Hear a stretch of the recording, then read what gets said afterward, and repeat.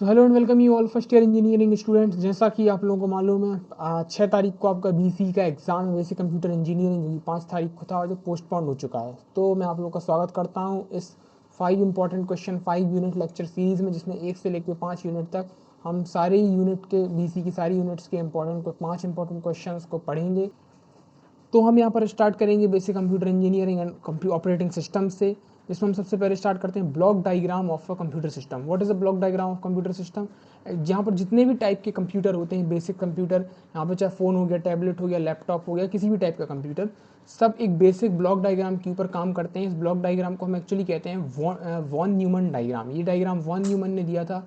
हम देख सकते हैं ये रहा वॉन न्यूमन का डायग्राम, जहाँ पे आप क्या देख सकते हैं, इनपुट डिवाइसेज हैं, कीबोर्ड, माउस, स्कैनर, जॉयस्टिक, जो कि कहाँ आएंगे, सेंट्रल प्रोसेसिंग यूनिट में। सेंट्रल प्रोसेसिंग यूनिट में कंट्रोल यूनिट है, अर्थमेटिक लॉजिक यूनिट है और मेमोरी यूनिट है।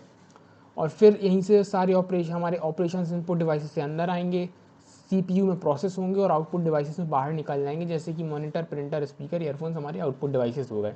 और आप लोगों को भी ऐसा मालूम होगा कि क्या हमारे आउटपुट डिवाइसेस होते हैं और उनका क्या यूज़ होता है। ठीक है, हम यहाँ पर पढ़ते हैं। तो यहाँ पर डेफिनेशंस की तरफ देखें तो यहाँ पर जितने मॉडर्न कंप्यूटर हैं फंडामेंटली वो ऑपरेट करते हैं आईपीओ, इनपुट प्रोसेस आउटपुट। जैसा कि आपने वॉन न्यूमन में देखा, इनपुट आ रहा है, प्रोसेस हो रहा है और आउटपुट जा रहा है। ठीक है, यहाँ पे क्या होता है, रॉ डेटा को मीनिंगफुल इन्फॉर्मेशन में प्रोसेस कर रहे हैं हम लोग। और इस आर्किटेक्चर को 3 पार्ट में डिवाइड कर रखा है, input unit, central processing, memory. Input में एक्चुअली क्या हो रहा है, हमारे जो इनपुट हम प्रोवाइड कर रहे हैं आउटसाइड वर्ल्ड से आ रहे हैं, उसको कंप्यूटर लेता है और एक्चुअली वो मशीन उस इनपुट को क्या कर रही है, बाइनरी 0 और 1 के फॉर्म में कन्वर्ट कर रही है ताकि कंप्यूटर प्रोसेस कर सके। कीबोर्ड, माउस, स्कैनर इसके एग्जाम्पल हैं। फिर सेंट्रल प्रोसेसिंग यूनिट, जिसको हम सीपीयू बोलते हैं, मेन सीपीयू। सीपीयू के भी 2 पार्ट हैं, arithmetic unit ALU and control unit. तो एएलयू हमारा वही सारे कैलकुलेशंस वाला पार्ट संभालता है, यहाँ पर perform all mathematical calculation. Addition हो गया हमारा, सब्ट्रैक्शन हो गया, लॉजिकल कंपैरिजन हो गया, जैसे greater than, equal to, and, or, XOR, NOR, logical part ये हो गया हमारा।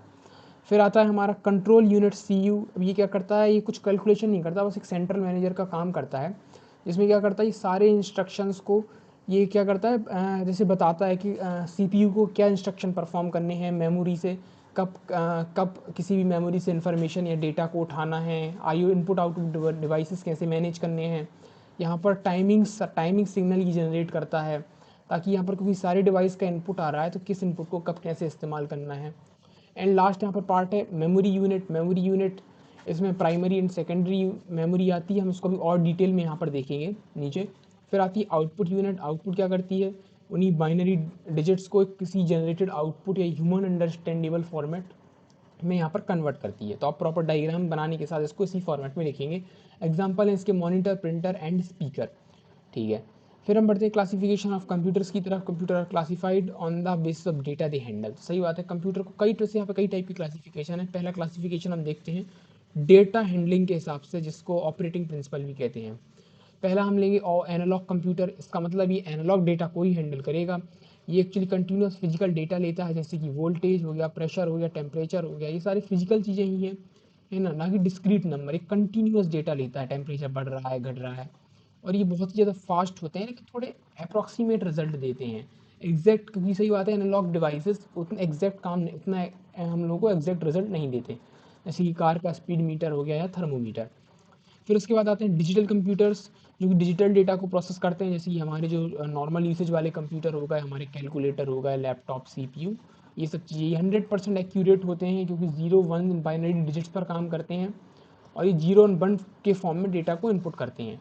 यहाँ पर थर्ड है हमारा हाइब्रिड कंप्यूटर। हम समझ सकते हैं कि एनालॉग और डिजिटल का यहाँ पर एक कॉम्बिनेशन है हमारा हाइब्रिड कंप्यूटर।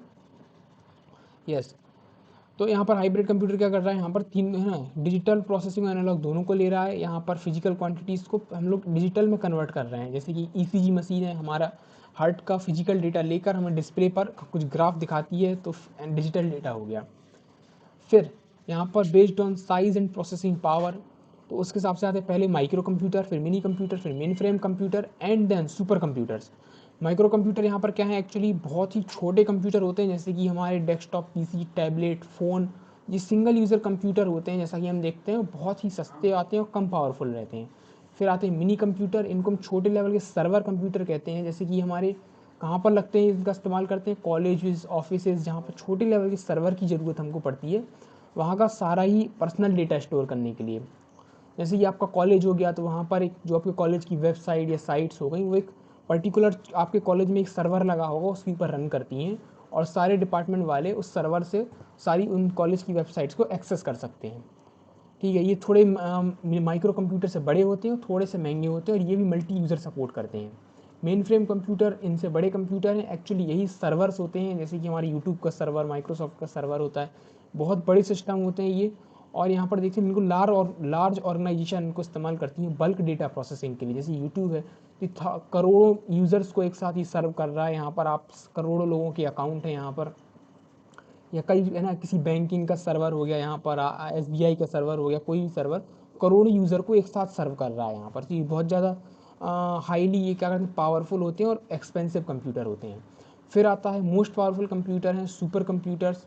इनमें एक्चुअली क्या होता है, बहुत सारे छोटे छोटे प्रोसेसर लगे रहते हैं, बहुत सारे जो एक साथ मिलकर पैरेलल प्रोसेस करके ना बहुत ही सारे कॉम्प्लेक्स प्रोसेस को सॉल्व करते हैं। जैसे कि क्या होता है, यहाँ पर बैंकिंग सर्वर्स होते हैं यहाँ पर बड़े बड़े ट्रांजैक्शन सॉल्व करने के, quantum computing, mathematical systems, weather forecasting, ऐसी चीज़ों को सॉल्व करते हैं ये। और ये बहुत महंगे आते हैं और स्पेसिफिक जगह पर ही यूज़ होते हैं। उसके बाद आते हैं पर्पस के बेस पर जनरल पर्पस कंप्यूटर। हमारे वो कंप्यूटर होते हैं जिसमें हम जिस टाइप का सॉफ्टवेयर डालेंगे तो उसी तरीके से काम करेंगे। जैसे हमारा एक नॉर्मल यहाँ पर जो कंप्यूटर हो गया जिसको हम यूज़ कर रहे हैं, ये हमारा फ़ोन हो गया या लैपटॉप हो गया, तो यहाँ पर हम इसमें जैसे टाइप का अगर हम इसमें लिनक्स डालेंगे, काली लिनक्स, तो एक सिक्योरिटी के लिए हम उसको यूज़ कर सकते हैं। विंडोज़ डालेंगे तो जनरल पर्पस चला सकते हैं। और कुछ होते हैं स्पेसिफिक पर्पस कंप्यूटर, ये डेडिकेटेड होते हैं एक ही काम करने के लिए। जैसे कि machine dedicated design from the ground to perform one single specific task efficiently. जैसे कि वॉशिंग मशीन हो गई जिसमें एक सर्किट चिप रहेगी, तो उसका क्या काम है, उसको मालूम है कि उसमें एक सॉफ्टवेयर इनकोडेड है जिसका सिर्फ काम है उस कपड़ों, उसमें एक प्रोसेस फीड की हुई है कि वो कपड़ों को लेगा, उसमें पानी को लेगा और कपड़ों को धोएगा। तो उसमें एक ही प्रोसेस उसमें इनकोड की गई है। फिर आता है यहाँ पर हमारे पास ऑपरेटिंग सिस्टम। ऑपरेटिंग सिस्टम यहाँ पर एक बहुत ही ज़्यादा क्रिटिकल सिस्टम सॉफ्टवेयर है। सिस्टम सॉफ्टवेयर मतलब समझ रहे हैं, ये एक किसी सिस्टम के लिए काम करने वाला, हार्डवेयर सिस्टम के लिए काम करने वाला एक सॉफ्टवेयर है यहाँ पर। ठीक है, ये इंटरमीडिएट ब्रिज है हमारे यूज़र और एक कंप्यूटर के बीच का। यहाँ पर ये रहा हमारा ऑपरेटिंग सिस्टम, सॉरी, ठीक है। तो यहाँ पर ये रहा ऑपरेटिंग सिस्टम, ठीक है। और साथ में क्या करता है, एप्लीकेशन, ऑपरेटिंग सिस्टम होता है वो एक जगह होती है, वो एक एनवायरनमेंट प्रोवाइड करता है एप्लीकेशंस को रन करने के लिए। क्योंकि आप एंड्रॉयड या विंडोज़ हो गया उसके अंदर ही तो सारे ऐप्स को, एप्लीकेशन को इंस्टॉल करते हैं। ठीक है, और ये क्या करता है कि जितने भी हमारे कमांड्स रहते हैं उनको हार्डवेयर तक लेकर जाता है। हम हार्डवेयर को डायरेक्ट यहाँ पर कमांड नहीं दे सकते हैं कुछ काम करने के लिए, तो यहाँ पर हम ऑपरेटिंग सिस्टम को कमांड देते हैं और उस कमांड को हार्डवेयर तक लेकर जाता है उसको प्रोसेस करने के लिए। अब हम देखते हैं ऑपरेटिंग सिस्टम के यहाँ पर फंक्शंस क्या हैं, what are the functions of an operating system. पहला है प्रोसेस मैनेजमेंट। तो ये क्या करता है, यहाँ पर डिसाइड करता है कि CPU किस प्रोसेस को पहले करेगा, कितनी देर तक उसको टाइम देगा और कितनी देर में वो प्रोसेस हो जाएगी। सेकंड है यहाँ पर मेमोरी मैनेजमेंट। मेमोरी मैनेजमेंट क्या करती है, ये यहाँ पर रिकॉर्ड कीप करता है कि हमारी प्राइमरी मेमोरी जो रैम है वो किस हिसाब से, कौन सा ऐप या कौन सा प्रोग्राम उसको कितना यूज़ कर रहा है, किस प्रोग्राम को कितनी रैम की ज़रूरत है, उसको उतनी ही रैम एलोकेट करेगा।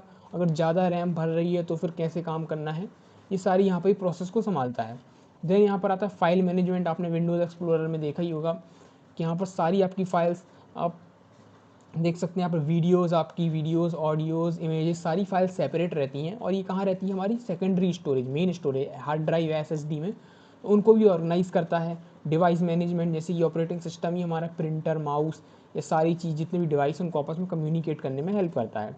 फिर सिक्योरिटी, हम पासवर्ड लगाते हैं, मल्टीपल यूजर अकाउंट जो होते हैं या ऑथराइजेशन एक्सेस, ये सब हमारा यहाँ पर ऑपरेटिंग सिस्टम की हेल्प से ही होता है। और ऑपरेटिंग सिस्टम हमें क्या करता है, यूजर इंटरफेस देता है। फिर चाहे command line based CLI interface होता है, ठीक है, जो आपने देखा होगा जनरल हमारा कमांड प्रॉम्प्ट होता है, या फिर विजुअल GUI बेस्ड होता है। फिर यहाँ पर टाइप्स ऑफ ऑपरेटिंग सिस्टम आ जाते हैं। टाइप्स ऑफ ऑपरेटिंग सिस्टम में हम देख सकते हैं batch operating system. Batch operating system क्या करता है, यहाँ पर जो सिमिलर प्रोसेस होती हैं इसमें, ये सारी प्रोसेस को एक साथ एक बैच बना के उनको एक साथ रन करता है। ठीक है, requires no user interaction during the execution के टाइम पे आपको किसी यूज़र के इंटरेक्शन का यहाँ पर कोई ज़रूरत नहीं पड़ती है। और this is good for heavy repetitive task. एक जैसे टास्क को ये ग्रुप कर देगा और इनको एक साथ प्रोसेस करेगा। टाइम शेयरिंग यहाँ पर क्या होते हैं, ये यहाँ पर जो मल्टीपल जैसे प्रोसेस चल रही है, तो क्या करेगा, थोड़ा सा एक प्रोसेस को करेगा, फिर एक प्रोसेस को करेगा, फिर एक प्रोसेस को करेगा, और यहाँ पर हर प्रोसेस के बीच में स्विच करता रहेगा। और हमको एक ऐसा इल्यूजन क्रिएट हुआ कि ये देख सकते हैं आप, illusion that multiple programs are running simultaneously. इसका मतलब कि यहाँ पर साइमल्टेनियसली मल्टीपल प्रोग्राम्स रन हो रहे हैं। ठीक है, ओके, सॉरी एवरीवन, यहाँ पर थोड़ा हार्डवेयर इश्यूज़ की वजह से वीडियो में कुछ प्रॉब्लम था। अब हम यहाँ पर आते हैं, हमारे हम लोग टाइम शेयरिंग ऑपरेटिंग सिस्टम हमने देख लिया है, बैच ऑपरेटिंग सिस्टम देख लिया है। डिस्ट्रीब्यूटेड ओएस यहाँ पर क्या करता है, ये मल्टीपल, ऐसे हम यहाँ पर क्या कर सकते हैं कि नेटवर्क के ऊपर कई सारे कंप्यूटर्स को एक साथ कनेक्ट कर सकते हैं। वो सारे कंप्यूटर एक साथ मिलकर एक इंडिपेंडेंट सिंगल कंप्यूटर की तरह काम करेंगे, और ये बहुत ही ज़्यादा यहाँ पर हाईली रोबस्ट और पावरफुल बन जाते हैं। फिर देन यहाँ पर आता है नेटवर्क ओएस। नेटवर्क ओएस हमारे जैसे ऑपरेटिंग सिस्टम, नेटवर्क ओएस ऐसे टाइप के सिस्टम जैसे आप देख सकते हैं। इसमें एग्जांपल आपके स्कूल या कॉलेजेस का हम एग्जांपल ले सकते हैं। यहाँ पर एक्चुअली क्या होता है, आपके स्कूल के सर्वर या कॉलेज के सर्वर सिस्टम पे आपकी स्टूडेंट रजिस्ट्रेशन जो कॉलेज की साइट है वो रन कर रही है, और उस साइट को आप देख सकते हैं, या फिर एक ऑपरेटिंग सिस्टम आपका पर्टिकुलर रन कर रहा है। आप उस सिस्टम को उठाकर किसी भी कंप्यूटर में आप जो नेटवर्क से कनेक्टेड है उस पर रन कर सकते हैं, वो है एक ही जगह इंस्टॉल। तो आप देख सकते हैं कि नेटवर्क ओएस है, या फिर आप किसी लोकल एरिया नेटवर्क में किसी एक सिस्टम पर नेटवर्क को इंस्टॉल कर लीजिए, और आप उसको throughout the LAN network या ओवर द वाईफाई आप उस सिस्टम को यूज़ कर सकते हैं। यहाँ पर रियल टाइम ऑपरेटिंग सिस्टम होते हैं RTOS। ये ऐसे ऑपरेटिंग सिस्टम होते हैं जिनको 24/7 वर्क करने की ज़रूरत है, और ये बहुत ही हाईली प्रिसाइज होते हैं। इनका काम करना, इनका मतलब 24/7 का काम करना ज़रूरी होता है। जैसे कि हमारे हार्ट में पेस मेकर मशीन्स होती हैं, इनमें चिप्स लगती हैं, उन मशीन्स में, उन चिप्स को लगातार हमारी सारी एक्टिविटीज़ को मॉनिटर कर रही होती हैं। या फिर हमारे कार में ईयरबैग्स होते हैं, उनके जो कंप्यूटर सिस्टम्स रहते हैं उनको 24/7 काम करना ज़रूरी है, चेक करना कि अगर कोई फॉल्ट या एक्सीडेंट तो नहीं है वहाँ पर। फिर यहाँ पर आती है हमारी मेमोरी एंड स्टोरेज। मेमोरी हमारी यहाँ पर प्राइमरी मेमोरी दो टाइप की है एंड सेकेंडरी मेमोरी। प्राइमरी में हमें आता है रैम एंड रोम। रैम हमारी वॉलेटाइल मेमोरी होती है और उसको डायरेक्ट CPU एक्सेस कर सकता है। रोम हमारी जैसे CPU तुरंत, हमारी रैम ही वो मेमोरी है, जैसे कंप्यूटर जब चालू होता है तो सेकेंडरी स्टोरेज या हार्ड ड्राइव HDD से सारा डेटा रैम में आता है, और देन रैम उस डेटा को लोड करती है। ठीक है, थोड़ी सी ये यहाँ पर डेटा लूज़ होने का प्रॉब्लम होता है रैम में, अगर जैसे ही यहाँ पर हमारा पावर ऑफ होता है। फिर आती है यहाँ पर dynamic RAM. Dynamic RAM standard PC memory है यहाँ पर रिफ्रेश। तो दो रैम यहाँ पर, static RAM and dynamic RAM. Dynamic RAM में कुछ कैपेसिटर्स रहते हैं जो चार्ज को होल्ड करते हैं, इसलिए वो बार बार डिस्चार्ज हो जाते हैं, हमारी जनरल सिस्टम में वही लगते हैं। तो वहाँ पे क्या होता है कि डेटा लूज़ होने का यहाँ पर प्रॉब्लम होता है, तो ये जनरली थोड़ा स्लो होती हैं। और स्टैटिक रैम में क्या होता है, ये हमारे हाईली एक्सपेंसिव सिस्टम में लगी रहती हैं, यहाँ पर फास्टर होती है, ना इनको रिफ्रेशिंग की ज़रूरत पड़ती है। फिर आती है रोम रीड ओनली मेमोरी। इनमें क्या रहता है, एक पर्टिकुलर डेटा स्टोर रहता है ऑलरेडी। जैसे हमारे सिस्टम में बायोस चिप होती है कंप्यूटर सिस्टम में, जैसे ही आप कंप्यूटर को चालू करेंगे तो उसके अंदर एक सॉफ्टवेयर है कि उसको क्या क्या ऐसे ऑपरेशंस परफॉर्म करने पड़ेंगे एक लाइन से, कि यहाँ पर जो हमारा कंप्यूटर है वो स्टार्ट हो जाए। नॉन वॉलेटाइल रहती है यहाँ पर, इसका डेटा गायब नहीं होता है यहाँ पर। इसमें बूटअप इंस्ट्रक्शन बायोस रहते हैं यहाँ पर। ठीक है, इसके भी 3 टाइप होते हैं। प्रोग्राम बंस, मतलब या तो एक ही बार उसको प्रोग्राम किया जा सकता है, फिर उसका कभी प्रोग्राम नहीं हो सकती। दूसरी आती है इरेजेबल विया UV लाइट, मतलब आप एक बार प्रोग्राम करके उसको UV लाइट डालकर उसका डेटा को रिमूव करके दोबारा प्रोग्राम कर सकते हैं। एंड थर्ड आती है EEPROM, electronically erasable and programmable read only memory. मतलब इसको आप अपने सिस्टम में ही लगे हुए इलेक्ट्रॉनिकली सिग्नल देकर उसको वापस से आप उसको डेटा डिलीट कर सकते हो, दोबारा डेटा को एंटर कर सकते हैं। मेन यहाँ पर हमारी आती है यहाँ पर कैश मेमोरी। कैश मेमोरी यहाँ पर क्या है, ये वो मेमोरी जो हमारे CPU की सबसे फास्ट मतलब पास होती है। ये एक्सट्रीमली फास्ट मेमोरी है, लो कैपेसिटी। यहाँ पर स्टैटिक रैम होती है, ये डायरेक्टली बिल्ड होती है, CPU के बहुत ही ज़्यादा पास रहती है। और ये क्या करती है, वो डेटा को स्टोर करती है जो हमारा CPU सबसे ज़्यादा जो प्रोसेस बार बार होती हैं। अगर जो प्रोसेस बार बार होंगी उनको हम तुरंत स्टोर कर लेंगे, तो हमारा CPU को जब भी उनकी एक्सेस करने की ज़रूरत पड़ेगी तुरंत वो उसको एक्सेस कर लेगा, और हमारा CPU और भी ज़्यादा फास्ट काम करेगा। तो इसका काम है तुरंत डेटा को एक्सेस करवाना, या जो डेटा बार बार यूज़ होता है उसको स्टोर करना। ठीक है, सेकेंडरी मेमोरी या ऑक्सिलरी स्टोरेज, बिल्कुल अब इनको तो आप जानते हैं, नॉन वॉलेटाइल हैं यहाँ पर। ठीक है, थोड़ी स्लो होती हैं, बहुत ज़्यादा कैपेसिटी है इनकी। CPU इनको डायरेक्ट एक्सेस नहीं करता है। जैसे हम कंप्यूटर चालू करते हैं तो हमारा जो OS होता है वो पहले रैम, वो HDD हार्ड ड्राइव या किसी भी चीज़ से रैम में लोड होता है, देन रैम उसको उसको प्रॉपर रैम में लोड होकर वो हमारा सिस्टम चालू होता है। पहले यहाँ पर आती थी मैग्नेट स्टोरेज होती थी। ठीक है, cheap and charge slow moving parts रहते थे हार्ड ड्राइव्स, उसकी जगह फिर ले ली सॉलिड स्टेट ड्राइव ने। जिसमें कोई भी मूविंग पार्ट्स नहीं है, ये आजकल की, या फिर यूएसबी फ्लैश ड्राइव्स आ गई हैं, pen drives. Optical storage CD DVD and Blu-rays भी पहले होती थी, अब तो खैर इतनी नहीं होती हैं। उसके बाद यहाँ पर एक बहुत ज़रूरी पूछा जाने वाला क्वेश्चन है, प्राइमरी वर्सेस सेकेंडरी मेमोरी। इस चीज़ को आपको करने की ज़रूरत है, लास्ट टाइम ये क्वेश्चन आ चुका है यहाँ पर, ठीक है। तो हम लोग यहाँ पर दोनों का कंपैरिजन देख लेते हैं। सीपीयू एक्सेस, प्राइमरी मेमोरी हमने बताया था कि डायरेक्टली एक्सेस है यहाँ पर सीपीयू का, लेकिन सेकेंडरी मेमोरी का यहाँ पर कोई एक्सेस नहीं है। पहले वो डेटा प्राइमरी के पास जाएगा, फिर सीपीयू एक्सेस करेगा।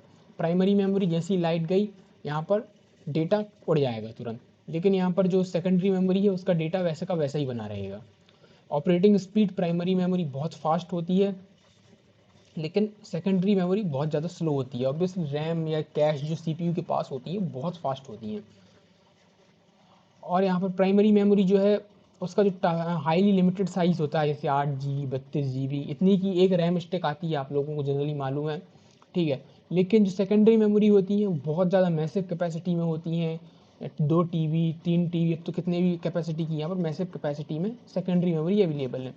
कॉस्ट, रैम, यहाँ पर रैम की कॉस्ट ज़्यादा आती है, या फिर बोले तो प्राइमरी मेमोरी की, और यहाँ पर सेकेंडरी मेमोरी जनरली चीप होती हैं। वैसे तो चीप इन द वे इसलिए क्योंकि अगर दोनों का साइज़ कंपैरिजन किया जाए, अगर हम मान लीजिए एक 64 GB की रैम और 64 GB की यहाँ पर सेकेंडरी स्टोरेज लें, तो 64 GB की रैम ज़्यादा महंगी पड़ेगी।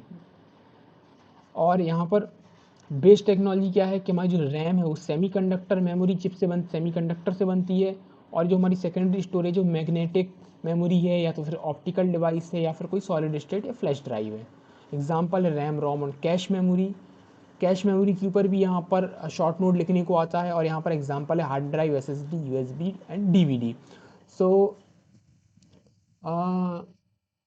Second, so I hope guys कि आप लोगों को इस लेक्चर से, आप लोगों ने इसको ध्यान से पढ़ा होगा, आप लोगों को ये पांचों इंपॉर्टेंट क्वेश्चन समझ में आए होंगे। बहुत ही इंपॉर्टेंट और रिपीट होने वाले क्वेश्चंस हैं, तो आप लोग बने रहिएगा और इंतज़ार करिएगा अगले ही आने वाले लेक्चर्स का, उनको भी देखिएगा, और इन लेक्चर्स की हेल्प से आप अपनी प्रिपरेशन को करिएगा। सो ताकि आई होप आप लोगों का एग्ज़ाम बहुत ही अच्छा जाए और आप एक अच्छा CGPA बना पाएँ। Thank you.